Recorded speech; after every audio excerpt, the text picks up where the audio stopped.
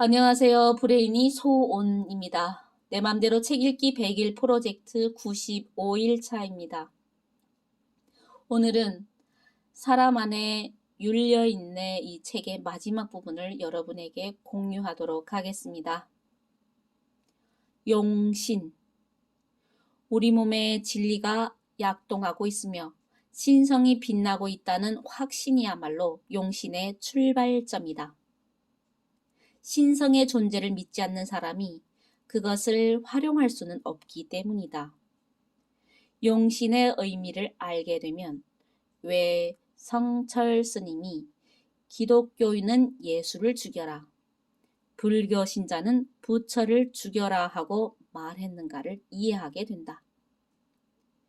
그때 가면 모든 종교가 인간 신성의 서로 다른 표현일 뿐 결국 하나임이 분명해지며 인류는 그 평화의 한마당에서 진정 하나가 될 수 있다. 하느님의 마음. 원래 탁구나 배구를 처음 가르칠 때는 정석대로 하지 않으면 안 된다고 가르친다. 그러나 기초 과정이 끝나면 탁구채를 이렇게 잡을 수도 있고 저렇게 잡을 수도 있다. 그때는 잘 치는 것이 중요하기 때문이다. 언제까지 우리는 배우기만 할 것인가? 이제 하느님의 마음으로 살아야 되지 않겠는가? 언제까지 하느님의 마음을 모시기만 할 것인가?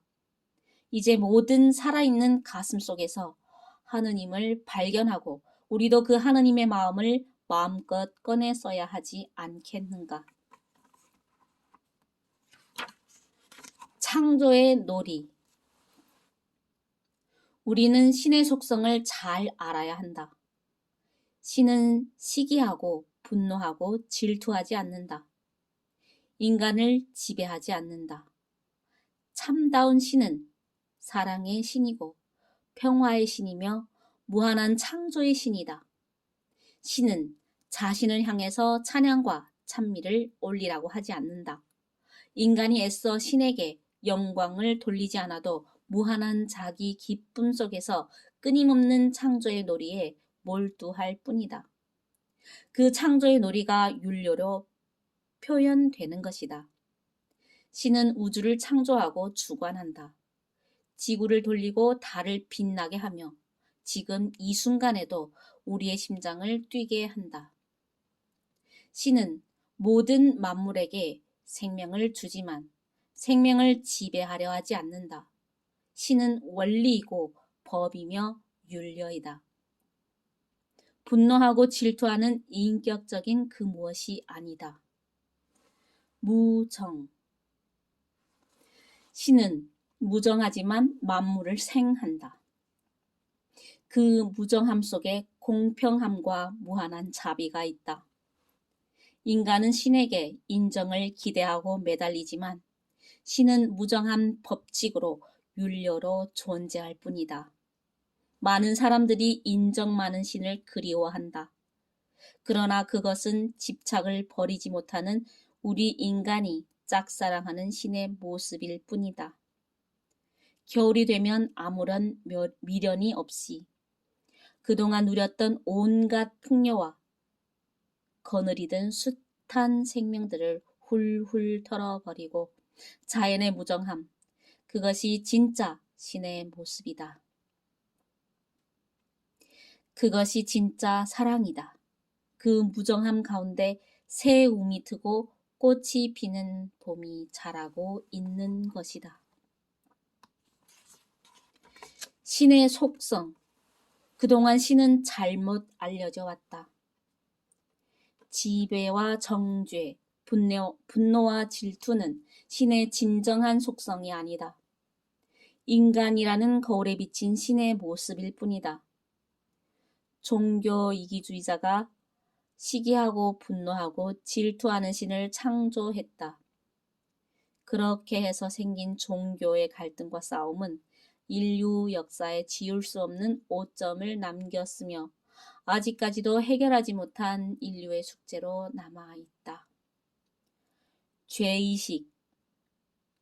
르네상스 시대 이후 인간의 합리적인 사고와 이성에 중심을 둔 이른바 인본주의 문화가 꽃을 피웠다. 인본주의는 몇백 년간의 인류 문명 발전의 원동력이 되어왔다. 그러나 신에게서 떠나 마음껏 자유와 쾌락을 즐기던 인간들도 마음 깊은 곳에서는 신에 대한 죄의식으로 괴로워하고 있었다. 편리와 풍요를 누리는 대신 인간의 마음은 황폐해졌고 생명의 뿌리인 공기와 물과 자연은 깊이 병들었다. 인류 전체가 신과 인간의 참 속성을 알아야 한다. 그것은 경전이나 교리, 종교 지도자의 거창한 가르침 속에 있는 것이 아니다. 각자의 내면 속에 깊이 침잠해서 사랑과 조화와 화합의 신을 가슴 깊이 느껴보아야 한다. 허공에서 추상적으로 맴도는 신, 말 속에 들어있는 신이 아니라 인간의 생명 속에 함께 숨쉬는 살아있는 신을 만나야 한다. 더 이상 인간과 신이 분리되어서는 안 된다. 인간 안에서 신과 인간이 하나로 만나야 한다. 이것이 바로 신인합일의 문화이다. 인간에게서 멀리 떨어진 신을 찾아 기도할 것이 아니라 인간의 본성이 곧 신성임을 발견해야 한다. 인중천지일. 우리 민족의 경전인 천부경에서 인중천지일이라 하여 사람 안에서 하늘과 땅이 하나로 만나는 이치를 노래하였다. 신의 속성을 구현하는 인간이 바로 신인간이며 신인간만이 참 윤례를 알 수 있다. 보일 시자 옆에 날 일자를 쓰고 한 획으로 날 일자를 꿰뚫은 것이 바로 신이다. 신은 태양과 같이 밝게 꿰뚫어 보는 것이다. 우리 조상들은 신을 믿는 것이 아니라 자기 안에 있는 신을 밝히는 문화를 가지고 있었다. 흔히 곰이 변하여 웅녀가 되었다는 내용 정도로만 알고 있는 단군 신화가 바로 신을 밝히는 이야기, 신인합일의 상징적인 이야기이다.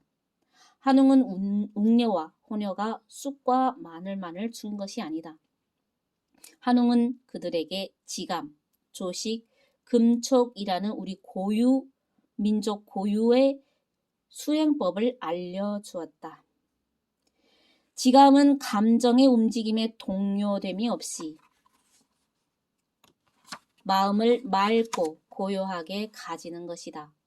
조식은 숨을 고름으로써 마음과 기운을 조절하는 과정이다.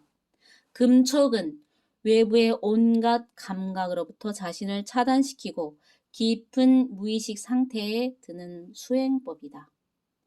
감정을 멈추고 깊은 호흡을 통하여 자기 안의 신성을 발견하도록 한 것이다.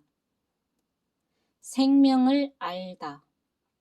예수나 부처는 신을 믿는 사람들이 아니다. 그들은 우주의 생명을 믿는 것이 아니라 알았다. 어리석은 사람은 신을 섬기고 지혜로운 사람은 신을 활용한다. 우리의 머릿속에는 하늘에서 나온 얼이 내려와 있고 우리의 몸에는 신령스러운 기운이 감돌고 있다.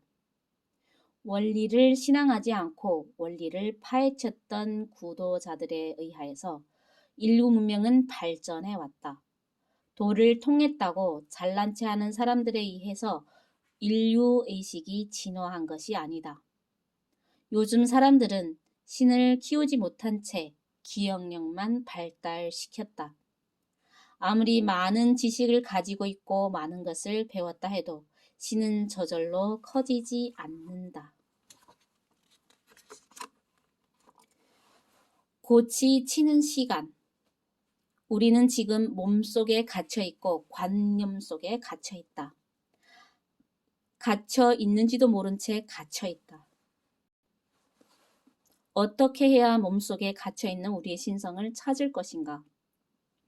3대 독자 외아들을 잃어버린 홀 어머니가 아들을 찾는 심정만큼이나 간절해야 한다. 그럴 때 비로소 합일을 기대할 수 있다. 신인합일의 길은 강증산도 비유한 바 있듯이 누에가 나비가 되는 과정과도 같다. 뽕잎을 먹는다고 누에가 절로 나비가 되지는 않는다. 누에는 어느 정도 뽕잎을 먹고 나면 잠을 잔다. 잠을 자면서 껍질을 벗는 과정을 몇 번 반복한다. 그런 다음에야 고치를 친다. 고치를 치는 것은 바깥 세상과의 단절이요. 내부 의식 세계로 들어가는 일이다. 세상의 온갖 욕망과 자신의 감정으로부터 벗어나 오직 수행에만 몰두하는 것이다. 내부 의식 세계와 대화를 나누는 것이다. 그렇게 해서 비로소 한 마리의 나비가 탄생한다. 율려를 회복하는 과정과 누에서 나비가 되기까지의 과정과 같다. 고치를 치는 시간은 수행하는 시간이다. 정신을 키우기 위해서는 천지 기운과 천지 마음으로 고치를 치는 시간을 가져야 한다. 이러한 과정을 통해서 우리는 존재하는 모든 것이 생명이라는 나무에 핀 각각의 꽃임을 알게 되고 모든 것이 하나이면서 동시에 각기 다른 장엄한 세계를 볼 수 있게 되는 것이다. 율려와 만날 때 자기 삶의 목적이 무엇인지에 대한 참다운 자각이 이루어진다. 아침 햇살의 어둠이 물러나듯 모든 번민과 고뇌가 저절로 사라진다. 그때서야 비로소 생명의 참 의미를 자각한 새로운 인간, 신인간으로 다시 태어난다. 이상 브레인이 소온이었습니다. 감사합니다.